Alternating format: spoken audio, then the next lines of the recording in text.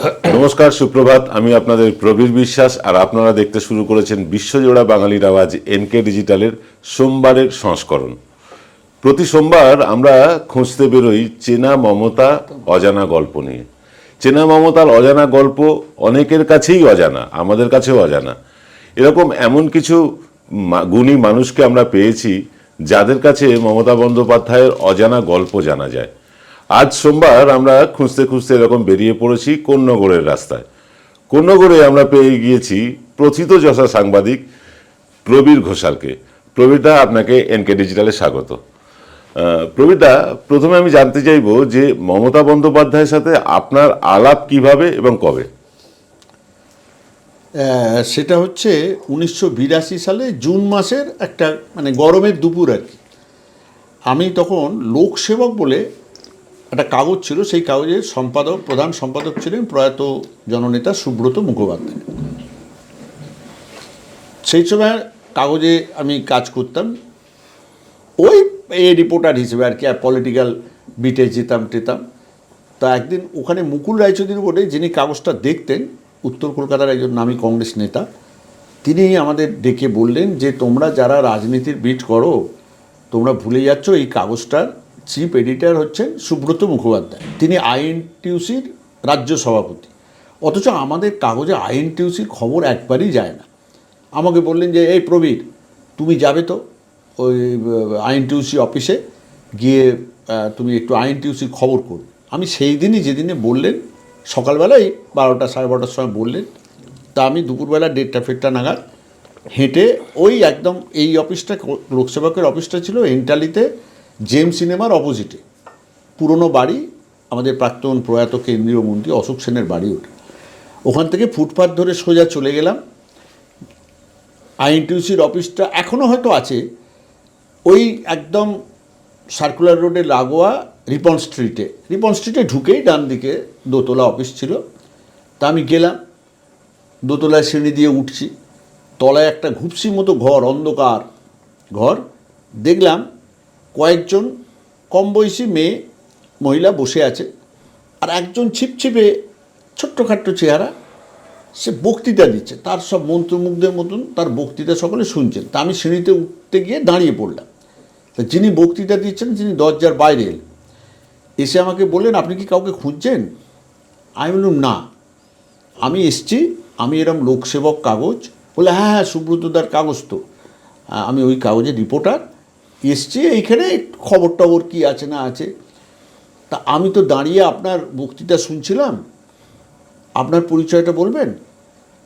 বললো আমার নাম মমতা ব্যানার্জি, আমি আইএনটিইউসির মহিলা শাখার সম্পাদিকা। আপনার যদি অনুমতি দেন, তাহলে আপনার বক্তৃতার কিছু অংশ আমি শুনেছি, সেগুলো আমি খবরে যদি ব্যবহার করি আপনার কোনো আপত্তি আছে? বলে না না, সে আপনি করতেই পারেন। তা আমি আর ওপরে উঠিনি ওইখান থেকে, কারণ ওখানে উনি সিপিএমের বিরুদ্ধে একটা জ্বালাময়ী বক্তৃতা দিচ্ছিলেন। ভাবুন 82, ওনাকে রাজনীতির জগৎ, সাধারণ মানুষ অনেক পরে চিনেছে। তা আমি এসে সেইটা লিখলাম, এডিটারকে দেখালাম, সিঙ্গেল কলম লোকসেবকে প্রথম পাতায় খবরটা পরের দিন বেরোলো। এবং আমার খুব ভালো লাগলো যে এরকম ওনার নাম দিয়ে, যে মমতা বন্দ্যোপাধ্যায় আইএনটিইউসির মহিলা শাখার সম্পাদিকা, এসব বলেছেন চলেছেন।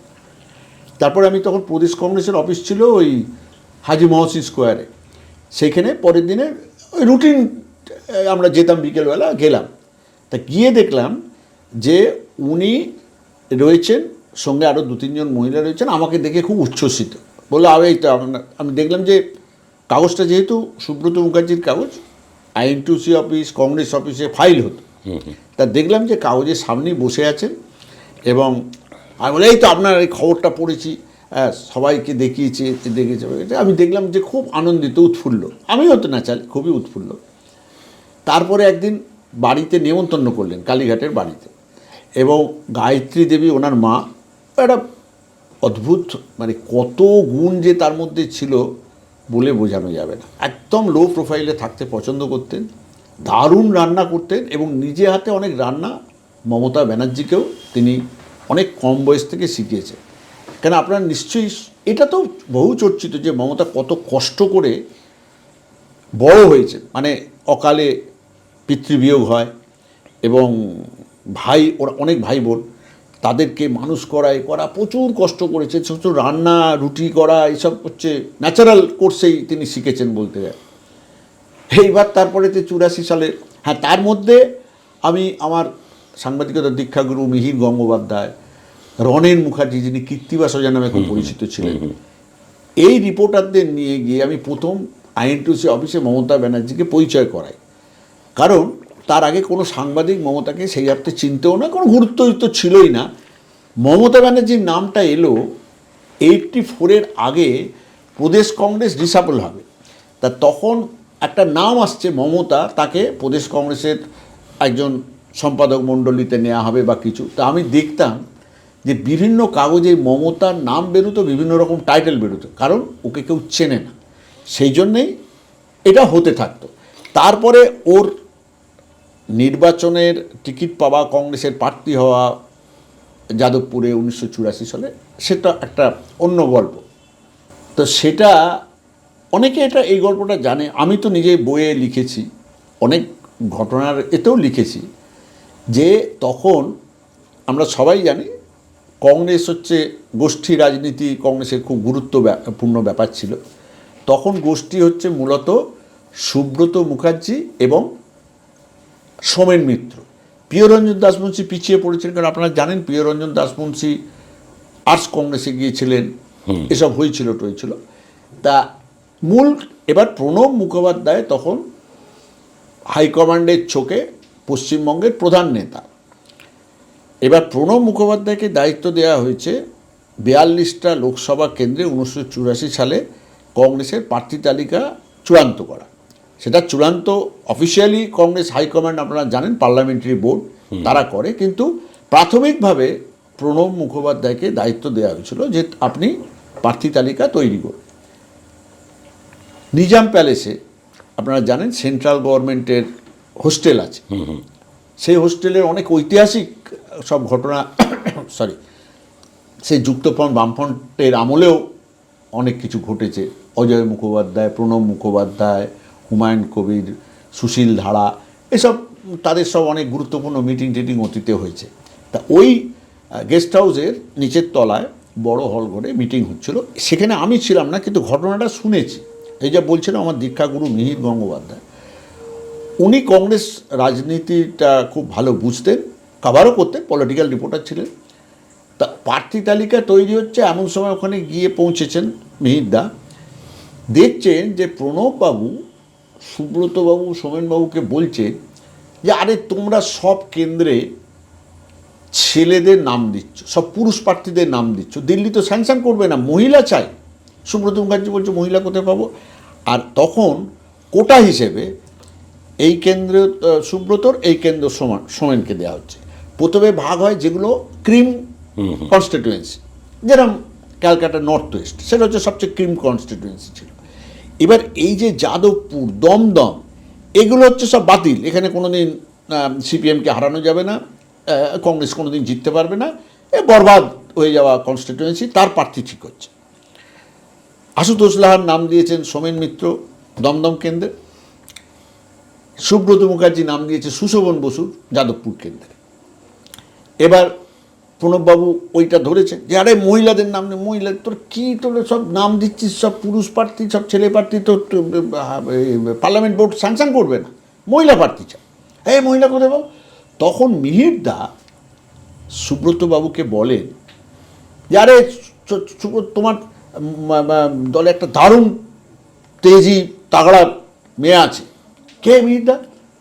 আমি নামটা ঠিক মনে হচ্ছে তার মমতা হবে তার নাম, এবং তোমার একটা মুভমেন্টে আমি তাকে ভয়ঙ্কর দেখেছি যে সে ভীষণ, তার সাহস, দুর্জয় সাহস বুকে নিয়ে সে টিয়ার গ্যাসটা চলেছে। আপনাদের খেয়াল আছে নিশ্চয়ই, অজিত পাঁজা যখন প্রদেশ কংগ্রেসের সভাপতি ছিলেন, মোটামুটি বোধ হয় 1983 সালে একটা ওই স্প্যানেডে একটা বিক্ষোভ হয়েছিল এবং সেই বিক্ষোভে গুলি চলেছিল, 3 জন মারা গিয়েছিল।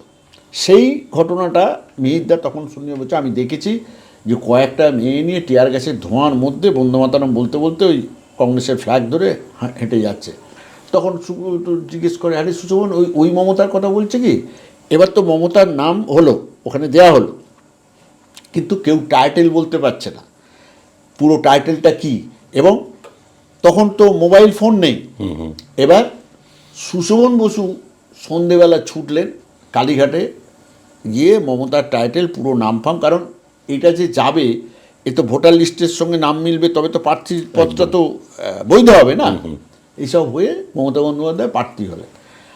আর তারপরে যে এক্সপিরিয়েন্স আমি আপনাদের বলবো, যে আমাদের আমি তখন বর্তমান কাগজের ট্রেনি রিপোর্টার হিসেবে জয়েন করেছি।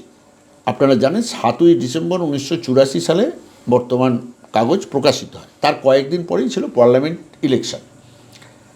এবার পার্লামেন্ট ইলেকশনের সময় আমরা সব অনেক রিপোর্টারই, কারণ বরুণ সেনগুপ্ত কত বড় রিপোর্টার ছিলেন আপনারা সবাই জানেন, কিংবদন্তি সাংবাদিক, নিজে ছিলেন বর্তমান কাগজের স্রষ্টা সম্পাদক। খবর দিলেন, তখন ইলেকশন ক্যাম্পেইন ফুল ফেজে চলছে। ও দেখো তোমরা, মমতা ব্যানার্জি বলে ক্যান্ডিডেট দাঁড়িয়েছে যাদবপুরে, তার দিকে একটু নজর রাখো। আমার খবর হচ্ছে উনি কিন্তু টাফ ফাইট দিচ্ছেন, মেয়েটি খুব দারুণ ফাইট দিচ্ছে, সোমনাথ চ্যাটার্জি ওখানে কিন্তু চ্যালেঞ্জ। এবার আমরা একদিন কভার করতে গেছি, সোমনাথবাবুর বাড়িতে গেছি, বাঘা ব্যারিস্টার, বিরাট দাপট। আমি দেখলাম দাপটের মধ্যে একটা ঔদ্ধত্য অবশ্যই ছিল, কারণ আমরা যতবার মমতা কীরকম ক্যান্ডিডেট এসব, হ্যাঁ মেয়েটি কী নাম জানো, মানে যতটা তাচ্ছিল্য করা যায় উনি কিন্তু কথাবার্তা আচরণে সেটা করেছিলেন।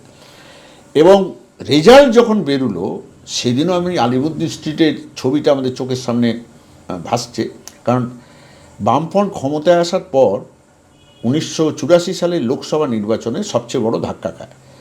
42টার মধ্যে 16টা আসন অবিভক্ত কংগ্রেস দখল করে, এবং সেই জয় পরাজয়ের মধ্যে সবচেয়ে চমকপ্রদ মানে রেজাল্ট ছিল যাদবপুরে মমতা বন্দ্যোপাধ্যায়ের জেতা, এবং মানে জায়ান্ট কিলার হয়ে গেলেন তো রাতারাতি, এবং সোমনাথ চট্টোপাধ্যায় হেরে যাওয়া।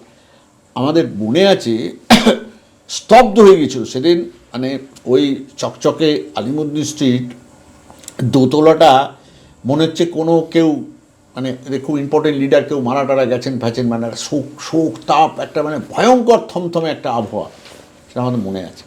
এবং এটাও মনে আছে যে 1987 সালে 89 সালে যখন যাদবপুরের ইলেকশানে মমতা বন্দ্যোপাধ্যায়কে আমরা সবাই জানি ব্যাপক সন্ত্রাস রিগিং করে সিপিএম হারিয়ে দিয়েছিল, এবং মমতা বন্দ্যোপাধ্যায় কিন্তু সেদিন আমার পরিষ্কার মনে আছে দূরদর্শনের এতে দাঁড়িয়ে বলেছিলেন, আমি চ্যালেঞ্জ করছি যে কোনো আসনে আমাকে প্রার্থী করে ভোট ফেয়ার হোক, আমি সিপিএমকে হারিয়ে দেব। এই যে আত্মবিশ্বাস, সেই আত্মবিশ্বাস এবং সাহস আজকে মমতা বন্দ্যোপাধ্যায়কে আমার মনে হয় এইখানে নিয়ে এসেছে। এবং যেদিন লোকসভার ফল বেরুলো, আমি তখন বর্তমানের সাংবাদিক হিসেবে দিল্লিতে কর্মরত। রাত্রিবেলা ফোনে কথা বলে দেখলাম একদম স্বাভাবিক, একটা মানুষ ভোটে হেরে গেছে, তার মধ্যে কোনো হেদখেদ নেই। আর শুনুন, আমি দিল্লি খুব শিগগিরই যাবো, আমায় তো এটা ছাড়তে হবে। তখন নর্দার্ন অ্যাভিনিউতে একটা ফ্ল্যাটে উনি থাকতেন, এমপির ফ্ল্যাটে থাকতেন আর কি। তো আমাদের অবাধ ছিল যাতায়াত, পশ্চিমবঙ্গ থেকে কংগ্রেসের নেতা কর্মীদেরও ওই জায়গাটা ছিল 1984 সাল থেকে একদম একটা পার্টি অফিস মতো দিল্লিতে, যে কেউ গিয়ে খাওয়া থাকতেও, মানে দুটো ঘর সবসময়, মানে ওর কনস্টিটিউয়েন্সির লোকেরা বা পশ্চিমবঙ্গের ওর পরিচিত নেতা কর্মীরা গিয়ে থাকতেন। তো আমার তখনকার কথা মনে আছে যে আপনারা জানেন যে এই পার্লামেন্টের মেম্বার যারা হেরে গেলে তাদের বাংলো বা ওই ফ্ল্যাট ছাড়ানোর জন্যে অনেক কসরত করতে হয়। পার্লামেন্টের মানে স্পিকারের অফিসকে অনেক কসরত করতে হয়, চিঠি দিতে হয়, এই করতে হয়, সে করতে হয়। মমতা বন্দ্যোপাধ্যায় তখন বোধহয় 7 দিনও হয়নি উপস্থিত হলেন, বললেন রতন মুখার্জি ওনার প্রথম দিন থেকে, যেদিনকে এমপি হয়ে দিল্লিতে নেমেছিলেন, সুব্রতদা বলে দিয়েছিলেন রতনদাকে দিল্লির এয়ারপোর্ট থেকে গাড়ি চালিয়ে নিয়ে গেছিলো, আজও তার সঙ্গে সম্পর্কটা কিন্তু অটুট, একদম। দাদা বা বোনের সম্পর্ক। তা রতনদাকে বললেন, রতনদা আমি বাড়ি খালি করব। তখন অনেকে জানেন না, সোমেন মিত্রের ছোটো ভাইয়ের নাম হচ্ছে টুলটুল। টুলটুলের ভালো নাম আছে আমি জানি না, টুলটুলের ভালো নাম। সোমেন মিত্রের সঙ্গে কিন্তু মমতা বন্দ্যোপাধ্যায়ের বনিবনা হচ্ছে না, কিন্তু টুলটুল হচ্ছে দিল্লিতে টুলটুল হোটেল চালাতেন, একটা হোটেল চালাতেন পাহাড়গঞ্জে। ও কিন্তু মমতার একদম হাত নুড়কু, তোর ফ্ল্যাট খালি হবে, টুলটুলের ওপর সব দায়িত্ব। এবার একটা তো দিন সারাদিন লাগবে ফ্ল্যাট খালি করতে, তা সারাদিনে থাকবেন কোথায়?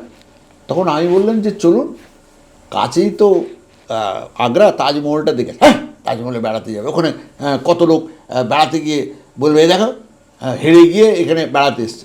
কেন আপনাকে কেউ হেরো বলবে না, আপনি হেরেও জিতে বসে আছেন।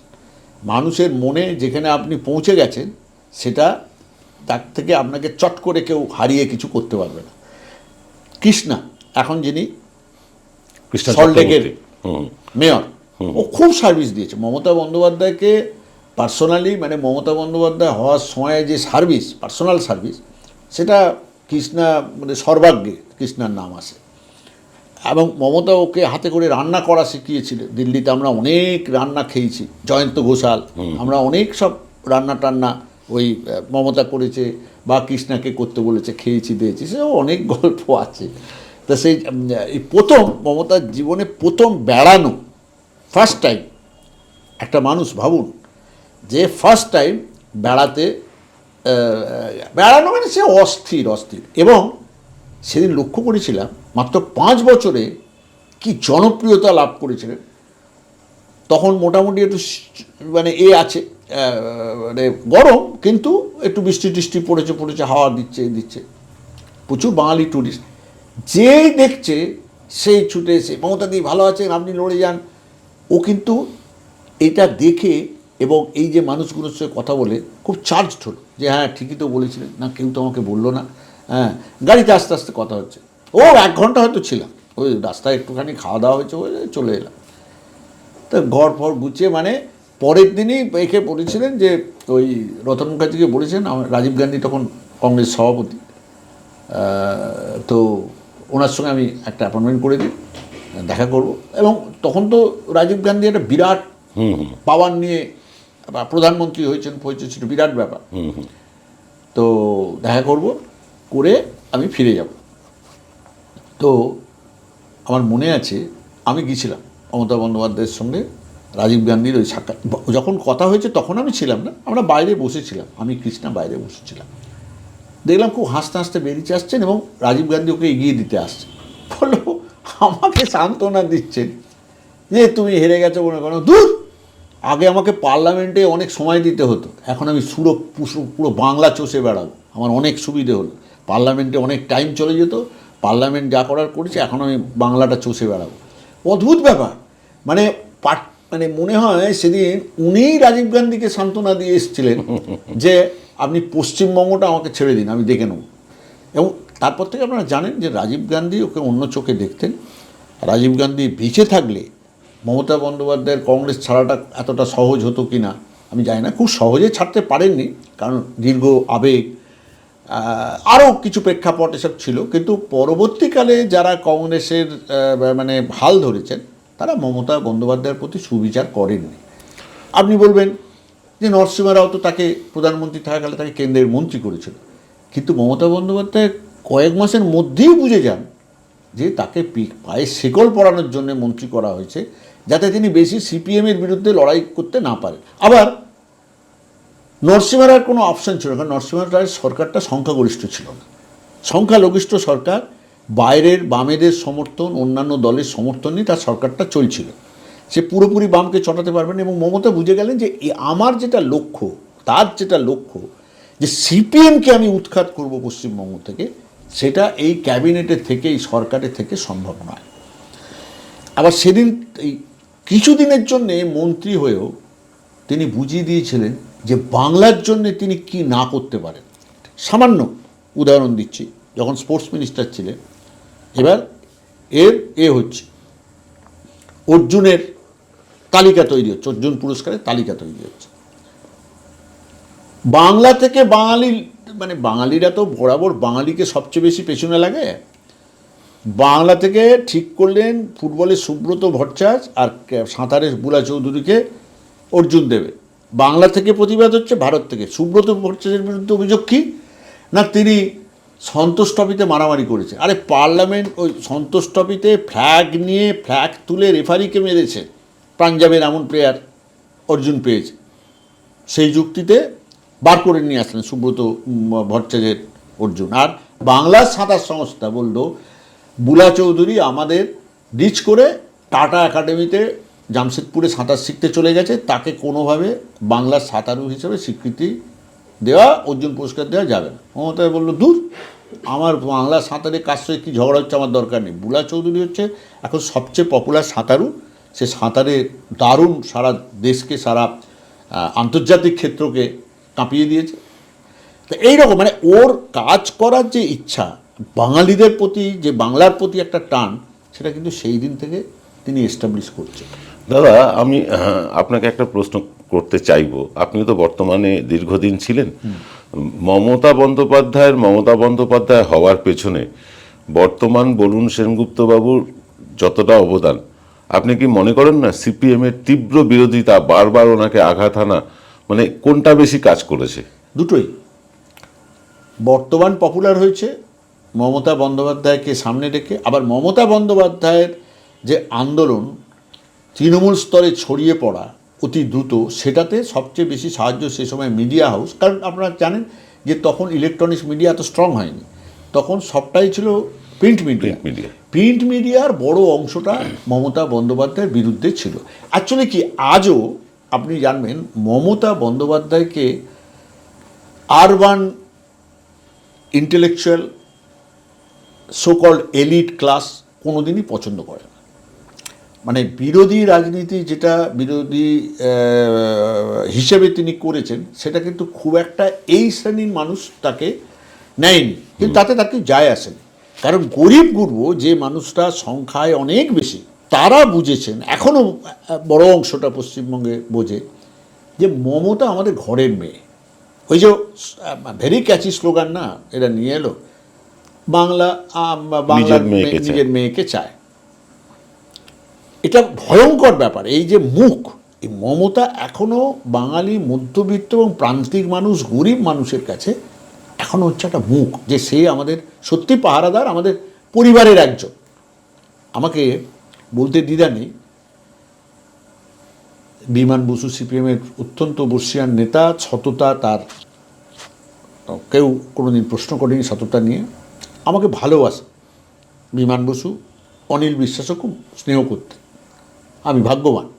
তাই একদিন বিমানদা হাসতে হাসতে বলছেন যে তোমরা আর মমতার কত নাটক লিখবে, হ্যাঁ মমতার স্যাক্রিফাইস। আমি শুনুন বিমানদা, আপনি কমিউনে থাকা মানুষ, আপনিও একজন সন্ন্যাসীর মতন জীবনযাপন করেন, কিন্তু আচ্ছা বিমানদা বলছেন নাটক, ও যে ঘরে থাকে,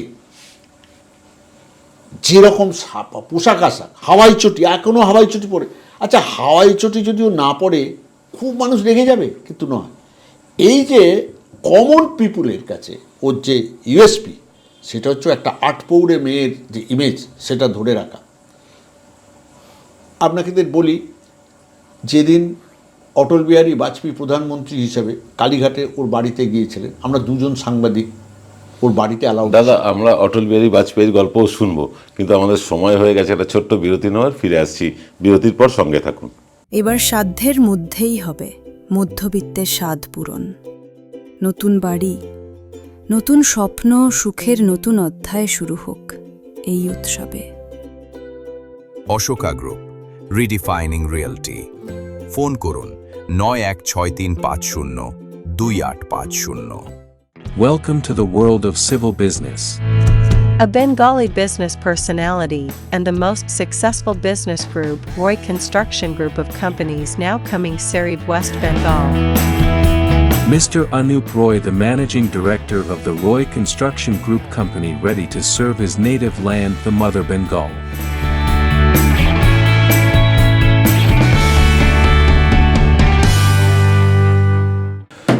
ফিরে এলাম বিরতির পর। আজকে আমরা চেনা মমতার অজানা গল্প শুনতে এসেছি প্রথিতযশা সাংবাদিক প্রবীর ঘোষাল, পরিচিত মুখ, মমতা বন্দ্যোপাধ্যায়ের অত্যন্ত ঘনিষ্ঠ, দীর্ঘদিন মমতা বন্দ্যোপাধ্যায়ের সাথে কাজ করেছেন, তার সাথে রাজনীতিও করেছেন।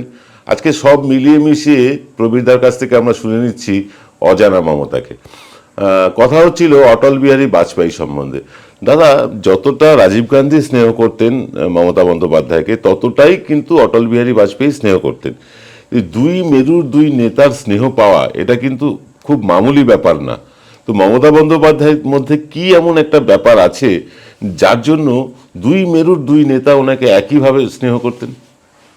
পেশার সুবাদে আমি ভারতবর্ষে অনেক জনপ্রিয় নেতার রাজনীতির যেটা ক্ষেত্র, সেই ক্ষেত্রে যেখানে তারা বিচরণ করেন সেগুলো দেখেছি। জয়ললিতাকে দেখেছি, এনটি রামারাওকে দেখেছি, লালু প্রসাদ যাদবকে দেখেছি। এরা দীর্ঘদিন এদের জনপ্রিয়তার জোরে রাজত্ব করেছেন, তো তাদের নিজ নিজ রাজ্যে। মমতা বন্দ্যোপাধ্যায়ের সেই রাজত্ব করার বয়সটা 40 বছর হয়ে গেল। আপনি বলবেন হ্যাঁ 2011 সাল থেকে তো রাজত্ব করছে। আমি বলছি না, মমতা বন্দ্যোপাধ্যায় 1984 সাল থেকে পশ্চিমবঙ্গের মধ্যবিত্ত মানুষ, বাঙালি মধ্যবিত্ত, নিম্ন মধ্যবিত্ত, গরিব মানুষের মনে যে শিকড় গেড়ে বসে রয়েছেন, সেটা কিন্তু আমার মনে হয় ভারতীয় রাজনীতিতে একটা বিরল, একটা নজির। 7 বার পার্লামেন্টে জিতেছেন, এবং পার্লামেন্টে জিতেছেন মানে কি, সিপিএমের সঙ্গে লড়াই করে জিতেছেন। সিপিএম এতে বলেছিল যখন সাউথ ক্যালকাটা ওনার কনস্টিটিউশন হয়ে গেল, সাউথ ক্যালকাটায় 2 বার পর কোনো কংগ্রেস প্রার্থী, সিপিএম বিরোধী প্রার্থী জেতেন। কি হয়েছে কাণ্ড কারখানা, মানে আমরা সব দেখেছি, সাক্ষী, যে ভয়ঙ্কর। মানে এবং এই যে জীবন বাজি রেখে লড়াই করে এই যে একটা পপুলারিটির জায়গা তৈরি করেছেন, এবং সেটা 40 বছর ধরে রেখেছেন। আমি জয়ললিতার উত্থান দেখেছি, পতন দেখেছি, এনটিআরের উত্থান দেখেছি, পতন দেখেছি, লালু প্রসাদ যাদবের উত্থান দেখেছি, পতন দেখেছি। মমতা বন্দ্যোপাধ্যায় নির্বাচনে জিততে পারেননি, কিন্তু তাতে কোনো পতন হয়নি। তার এই যে হাজরায় মেরে ফেলছিল, তো মৃত্যুর মতন বেরোলেন যেই 3-4 মাস পরে, প্রথম মিটিং ছিল বহরমপুর, সে গাছ, বড় বড় গাছের ডাল ভেঙে যাচ্ছে, এত লোক। আমাকে আব্দুল সত্তার প্রয়াত, তিনি বিধানসভার বিরোধী দলনেতাও ছিলেন, পুরনো দিনের কংগ্রেস নেতা, আমার স্নেহ করতে বলেছিলেন যে আমি বাল্য বয়স থেকে তো রাজনীতি দেখছি, করছি, আমি মুর্শিদাবাদের বুকে এই রকম ভিড় ইন্দিরা গান্ধীর মিটিংয়েও দেখিনি। তো এই যে পপুলারিটিটা, এটা কিন্তু ওই ভোটে হার জিত দিয়ে কিছু হবে না। ভোটে তাকে জোর করে বারবার হারানো গেছে। এখানে কীরকম রিগিং সন্ত্রাস হতো, সেই বর্তমান কাগজ আমরা ছিলাম, আমরাই একমাত্র সেটা তুলে ধরতাম একবারে বুথ ওয়াইজ হিসেব দিয়ে। তো সেই জন্যে ভোটে জেতা যেত, কিন্তু মমতাকে হারানো যেত না মানুষের হৃদয় থেকে।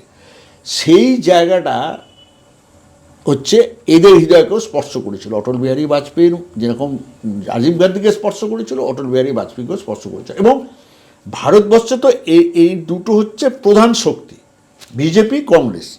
তার যারা প্রধান মানুষ, ওকে সমর্থনের আরেকটা উদ্দেশ্য হচ্ছে তারা বুঝতে পারত পশ্চিমবঙ্গে ওর বাইরে তাদের কোনো ভবিষ্যৎ নেই, সেটা কিন্তু প্রমাণ হয়ে গেছে।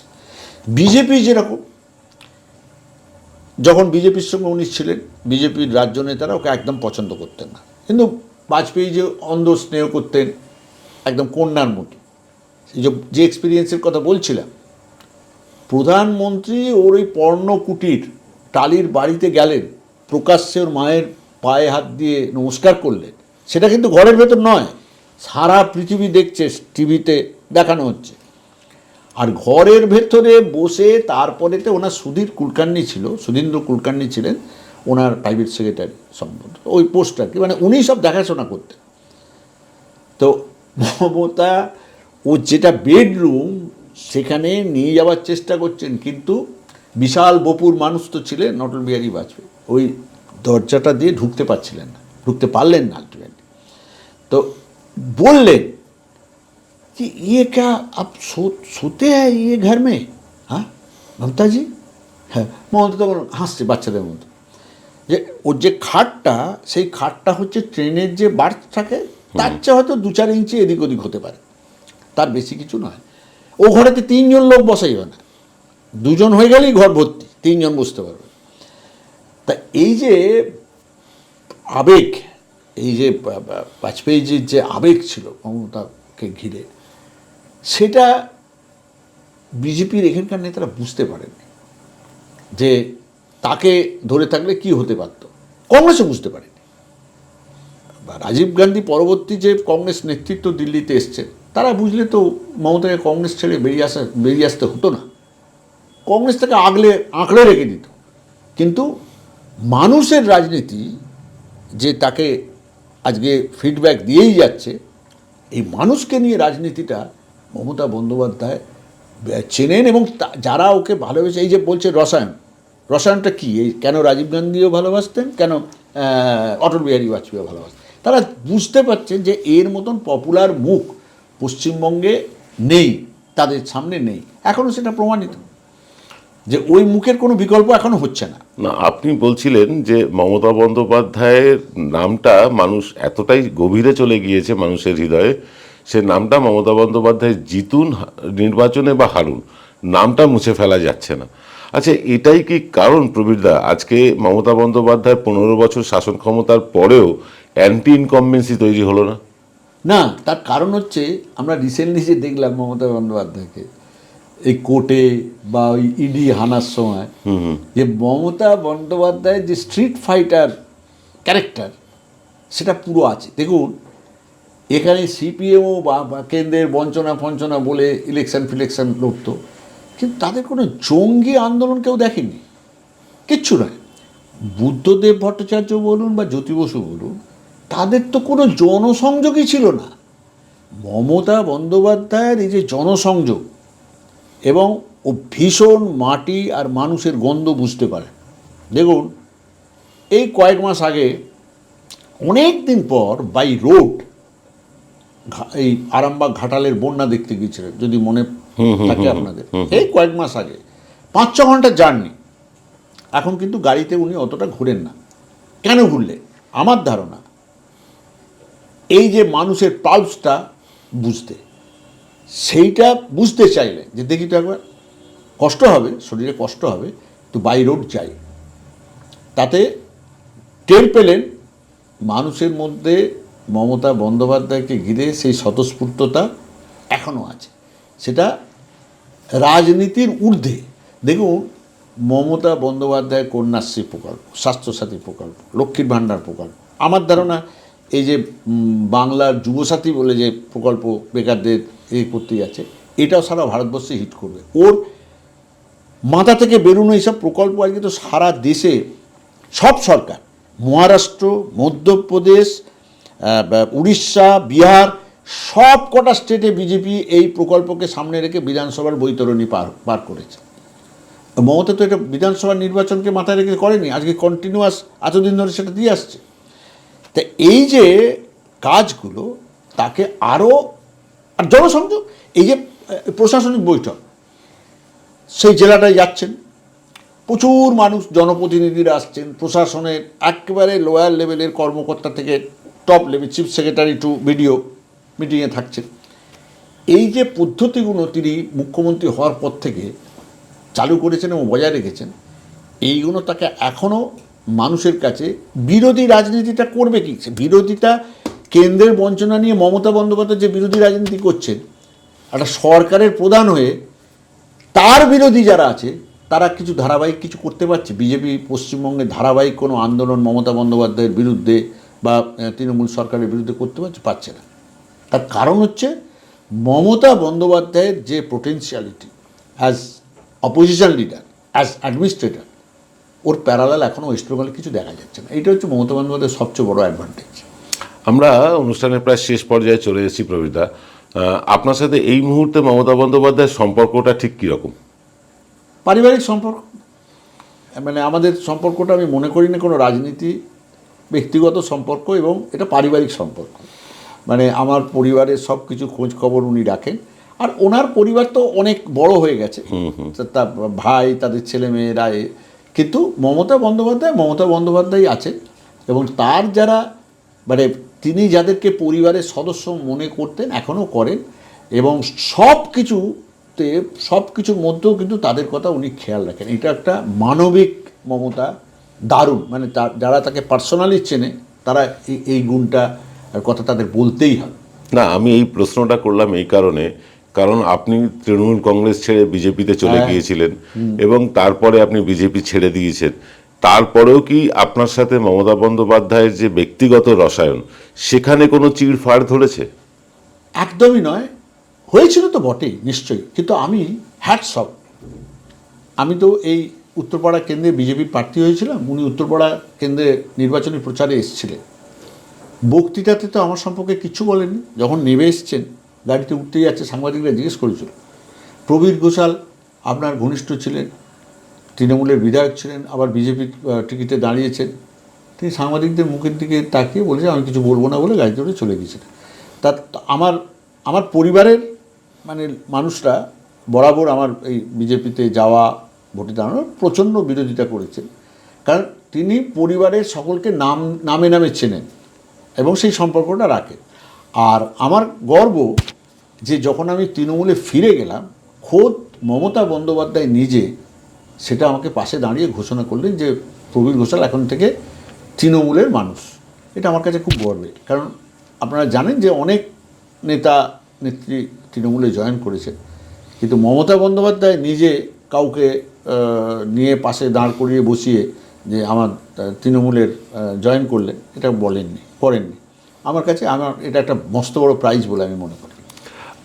একটা মানে প্রশ্ন না করে পারছি না, আপনিও বহু নেতার জন্ম দিয়েছেন, বহু নেতাকে এগিয়ে দিয়েছেন, হুগলি জেলার অনেক তৃণমূল কংগ্রেস কর্মী যারা ছিলেন তারা আজকে নেতা হয়েছেন, অনেক বড় বড় জায়গায় আছেন, তাদের মধ্যে একটা অদ্ভুত পরিবর্তন আমিও দীর্ঘদিন ধরে লক্ষ্য করছি, যেহেতু আমি আপনার পাশের জেলাতেই থাকি, সবার সাথেই পরিচিত। তারা মানে সামান্য ছোটোখাটো পদ পাওয়ার পরে তাদের একটা মেক ওভার হয়ে যায়, মানে পরিবর্তন আসে, চলন বলন, তাদের গাড়ি বদলে যায়, তাদের গলায় সোনার চেন ওঠে, বিদেশি স্নিকার পরে, হাতে ওমেগার ঘড়ি পরেন, এরকম আমরা দেখেছি। তাদের পারিবারিক যে আর্থিক যে সচ্ছলতা তা মানে চতুর্গুণ পঞ্চগুণ মানে 100 গুণ বেড়ে যায়। মমতা বন্দ্যোপাধ্যায়ের মধ্যে এইটা দেখলাম না, যে উনি আজকে প্রধানমন্ত্রীর খুব কাছের মানুষ হয়েও তিনি যেমন ছিলেন, তিনি বিরোধী নেত্রী যখন কিছুই ছিলেন না, আপনি বলছেন যে সোমনাথ চট্টোপাধ্যায়ের সাথে যখন লড়াই করছেন তখনও যা ছিলেন, আজকে 3 বারের মুখ্যমন্ত্রী মমতা বন্দ্যোপাধ্যায় একই রকম রয়েছেন। ওনার নেতাদের মধ্যে পরিবর্তন আসলেও ওনার কোনো পরিবর্তন আমরা দেখিনি বাহ্যিকভাবে, শুধুমাত্র ওনার ফোনটা বদলে যায়, উনি যে ফোনটা ব্যবহার করেন লেটেস্ট ফোন ব্যবহার করেন, এছাড়া ওনার মধ্যে আর কোনো পরিবর্তন দেখিনি। তো এইটাই কি মমতা বন্দ্যোপাধ্যায়কে সেই আমাদের ঘরের দিদি, আমাদের ঘরের মা, মানে ঘরের মেয়ে হতে সাহায্য করেছে? সেটাই তো প্রথমেই বলেছি, একটা আটপুরে মেয়ে, হ্যাঁ, এইটা একটা বাঙালির মননে গেঁথে গেছে যে আমাদের ঘরের মেয়ে, হ্যাঁ, আমাদের মানে বাড়ির মা বোনেরা যেরকম ও তাই। এইটাই তো সবচেয়ে বড় ইউএসপি মমতার, এবং ওইটাও আজকে আপনি যেটা বলেছেন অবশ্যই ওগুলো ক্ষমতার অভিশাপ, যে ক্ষমতা এই যে ছোটোখাটো নেতা, বড় নেতাদের মধ্যেও অনেকেরই আচার আচরণ জীবনযাপন পাল্টে গেছে, পাল্টে যায়, এগুলো ক্ষমতার অভিশাপ। কিন্তু এখনও মুখ হচ্ছে মমতা বন্দ্যোপাধ্যায়। অভিষেক বন্দ্যোপাধ্যায়কে তিনি অনেকটা এগিয়ে নিয়ে এসছেন, কিন্তু মমতা বন্দ্যোপাধ্যায়ের মুখটা হচ্ছে, তার বিশ্বাসযোগ্যতাটা হচ্ছে এখনও চূড়ান্ত শীর্ষে, সেখানটাকে কেউ কিছু এখনও আঘাত করতে পারেনি, এত চেষ্টা করে। মমতা বন্দ্যোপাধ্যায়ের সম্বন্ধে শোনা যায় যে তিনি হঠাৎ খুব রেগে যান, আবার হঠাৎ করে একেবারে মানে বরফের মতন শীতল হয়ে পড়েন। তো এই ইস্পাতের মতন দৃঢ়তা আর এই বরফের মতন মানে শীতল হয়ে যাওয়াটা, মানে এটাই কি ওনাকে রাজনীতির পথ সুগম করেছে বলে মনে হয়? একদম। আমি ঈশ্বর দর্শনে বিশ্বাস করি, ঈশ্বর আল্লাহর মানে যেরকম ছকে দেন সেই রকমই মানুষের জীবনের সব কিছু হয়। ও তো তাই, ও তো মানে আমি লতা মঙ্গেশকরকে যদি আমি ঈশ্বর প্রদত্ত প্রতিভা বলি, ও তো তাই। ও কী ব্যাকগ্রাউন্ড, একটা সাধারণ নিম্ন মধ্যবিত্ত ঘরের মেয়ে, সেখান থেকে দেশের প্রধানমন্ত্রী ওকে দেখলে দাঁড়িয়ে ওঠে, তা এ কি কম পাওয়া নাকি? ও তার জন্যে ও যে একদম ওই অক্সফোর্ড থেকে পাশ করে এসছে তো তা না, জীবন বাজি রেখে মৃত্যু হতে পারত, হাজরায় মৃত্যু হতে পারতো। ওখানে গুলি চলেছিল, একটা ছেলে হাত বাড়িয়ে দিয়েছিল, মুসলিম ছেলে, ওই খিদিরপুরে। ওই গুলিটা তো ওর কপালে গিয়ে লাগতে পারতো, বুকে গিয়ে লাগতে পারতো, হাত বাড়িয়ে দিয়েছিল, হাতে লেগেছিল গুলিটা।